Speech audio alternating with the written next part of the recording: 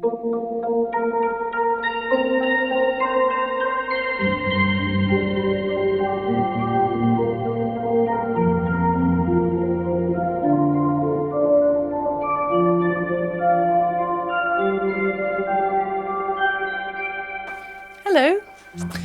happy Halloween, happy Samhain. I'm Cosy here with my pumpkin chai tea, a candle, and the Eventide H90 singing away in the background. I might twiddle some knobs occasionally just to see what happens. I basically got a sequence coming from the Microfreak here, which sounds like this.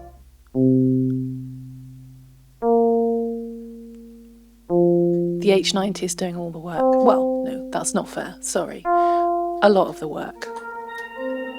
So if I get bored of that, I might change it. But shall we get stuck in? I might open the blinds because it's becoming golden hour here and the weather is so beautiful. It kind of makes me want to cry at the moment. It's that perfect clear sky autumn weather, and the light and the colours of the trees and everything, it's just so beautiful. So we might as well have some of it. So hang on. Yeah, I can see the sun setting now, so that makes me happy. Having seen you with the Moog Ensemble and based on what you were playing, were you classically trained? You always seem at ease and in command, whether playing Bach, Goldfrapp, channeling Japan on Ghosts, or your own synth experimentations. This is from Rob Oliver. Thanks, Rob. Yes, is the answer to that, is the short answer to that. That was my kind of way into music. It's my roots, really. I came into it from a classical angle. I started learning the piano from the age of 6 and kind of trained classically as a piano player, and then later on as a vocalist as well, actually. I joined choirs and then later took vocal lessons, and I took the grades. So in piano I did grade 8 when I was 14, and then a year later I did the diploma, which is the one that comes after that. And vocally, I think I did grade 7. That was my way into music, and I guess I have taken some things from that into what I do now, but not everything. So my ability to read is really useful, and my knowledge of theory and stuff in that respect. So maybe that's evident to you, maybe why Rob asked this question. But I also grew up loving pop music, and also loving the kind of act of just free improv. Never in the jazz world. I wasn't really ever exposed to that side of it when I was young. I guess that answers your question. Maybe I shouldn't go into any more detail. If you want any more detail, then let me know. Karl Greenow. Was there a particular artist, record or performance that flipped the switch and you knew you had to make and perform music? That never really happened to me as such, because it was such a gradual thing and it was always a part of my life. Although weirdly, I didn't know I wanted it as a career. I assumed it would always be part of my life, but never as a career. And actually, I wanted to act all through my teen years. I was aspiring to be an actress. And then music just took over. But it wasn't like that, you know, it wasn't like I must do this moment. I just think I've had a couple of milestones within that. When I first discovered Steve Reich and American minimalism, which was the first time I ever heard the piece Piano Phase, that kind of blew me away. Maybe it was like a light bulb moment in opening many doors for me in terms of how I could create music. It was like a kind of permission to do things a bit differently. So yeah, there was that. Just checking that that's all doing its thing. I kind of don't want to change it. I'll give it a bit more size. I'm going to draw a card. An Oblique Strategies. This is Brian Eno's Oblique Strategies. Just to break up the questions a bit. Sometimes I draw it almost like I might draw a tarot card, sort of looking for some sort of focus or direction, not to tell the future. Maybe though. Okay, it says, the most important thing is the thing most easily forgotten. I'm just going to let that sit for a while and move on to the next question. What was your first synthesizer? Says Boomsmack. So I sort of got, this is like a two-part answer. Technically, the first synth I owned was right behind me, and that's the Nord Lead 2. But when I first got it, I don't think I really fully understood what it did. And this was maybe about 12 years ago. That was when I first started really getting into synthesis. So I kind of did, but I didn't learn synthesis on it. So that was technically my first synth, but the first synth that I really got to know and understood synthesis on was a Roland SH101.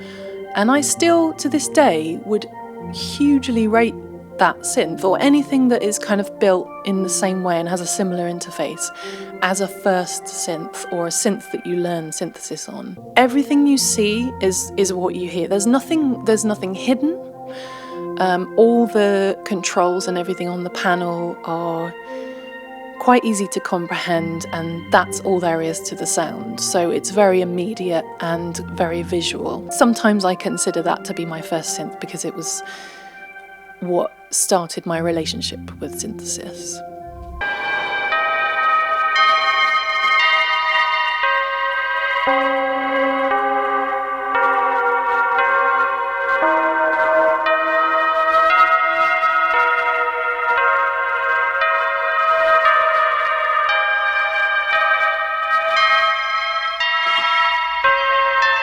Mark Polden, Bach, Beethoven, or Mahler. I have a lot of fun performing the Bach, the sort of switched on Bach stuff that I do with Will Gregory and the Moog Ensemble. That's so fun, and seeing the way that the parts are all interconnected, it's so clever and it's really satisfying to play. But then you get a lot of that in Beethoven as well, and it's like you get a lot more immediate hooks. So I'm talking like kind of as a pop fan here, that there are lots of motifs that you get with Beethoven that are maybe more immediate, but compared to Mahler, perhaps a bit friendlier in terms of tonality and the fact that it's generally maybe more diatonic. Forgive me if I'm making a huge generalization there, but I just like the direct drama of Beethoven with some of the intricacies of Bach and the sort of the interwoven kind of counterpoint as well.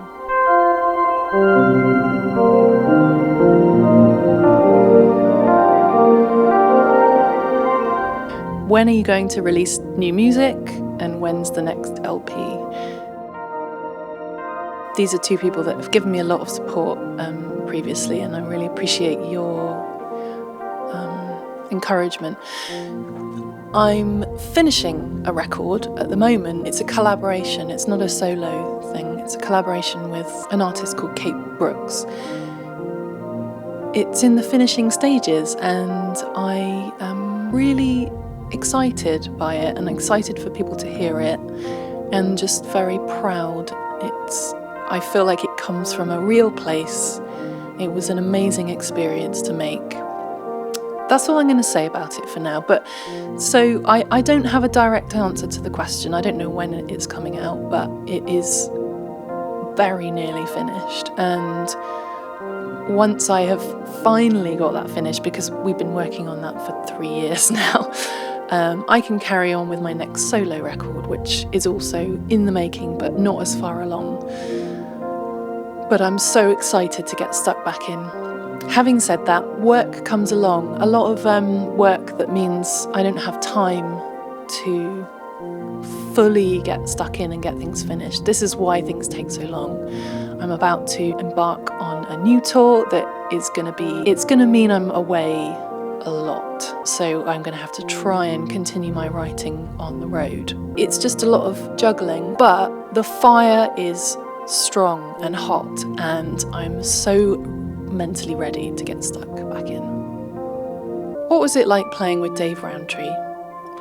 I did a little tour with Dave from Blur, the drummer from Blur, and he had a solo project. He's got an album out, which is, if you haven't heard it, you've got to hear it. It's so beautiful. It's so beautifully written. It was just a really lovely experience because he's a lovely, grounded guy, really caring and fun and funny and so intelligent. And the band was me, him, and also Steve Jones on guitar and Chris Battolero on many instruments. He's normally a drummer, but he played in this band, he played everything but drums. Oh no, I tell a lie, he did, I think, for one song on one occasion, but just a bunch of lovely, lovely people. And it was really nice. One of my career highlights, I think, because it's such a bonus if what you're doing is completely in alignment with what, not to sound drippy, but what your soul really needs, and what it's like spending time with people who you just really get on with, and it's a really lovely vibe. And when you've got a job that is that, it's such a privilege. When I talk about my favourite experiences in my career, I tend to think of not necessarily things that on paper might seem impressive, like places I've played, people that I've played with. It's more the experiences that I've had that, for me, are what I'll always remember. The experiences and the connections. So I think that was one of them. That question was from Blur Fan Club on Twitter. Another one, miracleinverted, says, how do you become a core... How does one become a core member of Goldfrapp's live band? Well, I can tell you how I did. One half of Goldfrapp is Will Gregory. It's a duo. And I was already in a band with him. So he's based, I'm in Bristol, UK, and he's in Bath, which they are kind of neighbour towns, cities. And so we're part of a little local circle. But I think I was introduced to him by Adrian Utley, who, if you don't know, he's the guitar player from Portishead. He is good friends with and does a lot of work with my other half, Tim. So Adrian introduced me to him when he was looking for keyboard players for his Moog ensemble. So yeah, I joined the Will Gregory Moog ensemble, and then about a year later, I think, was when they needed a dep for their existing keyboard player. Up until that point, they'd only ever toured with one dedicated keyboard player, and that was Angie Pollock. And so she was away for a couple of gigs. They got me in just as a dep, and then I think they realised that for some of the music, it was actually really handy having more than one keyboard player on stage. So after that, they got both me and Angie in for the next tour, which was the Silver Eye album. What's your favourite song right now? Oh, I don't have one. I'm sorry. I have been listening a lot to Honey by Caribou. Been working on a little video that references it. So that's what's in my head right now. I guess that's all I can give you, is I can tell you what song is going around in my head. It's usually ones that, for whatever reason, I'm working on. I listen to podcasts more than I listen to music at the moment. So if at the next Q&A anybody wanted to ask me about what podcasts I listen to, I could probably do an entire video on that. So, let me know if you are interested. I will close on one final question, if I can find it. It is my understanding that you create bespoke YouTube videos in the same room, often with different configurations. Do you have a separate dedicated workspace where all your synths are accessible simultaneously? I used to. This is my home, this is my house, and before I lived here, the room that I had to work in was smaller, so I kind of shared a room with my other half, who is a producer and mix engineer. Some of my gear lives there, but more of it has been coming home, and I think maybe I will be filling this room a little bit more. But yeah, so there are some synths at this other studio on the other side of Bristol, so this is my main space. I work here, I write here, I film videos here, I do my kind of UDO videos here as well. You probably know if you've seen any of them because you'll recognise this background. Yeah, so lucky to have this space because I was kind of in a broom cupboard before I moved here. This was really fun, thank you so much. If you've stuck with me this long, I really appreciate you watching. I plan to do another one of these sometime in the next couple of months, I think. From January I am out.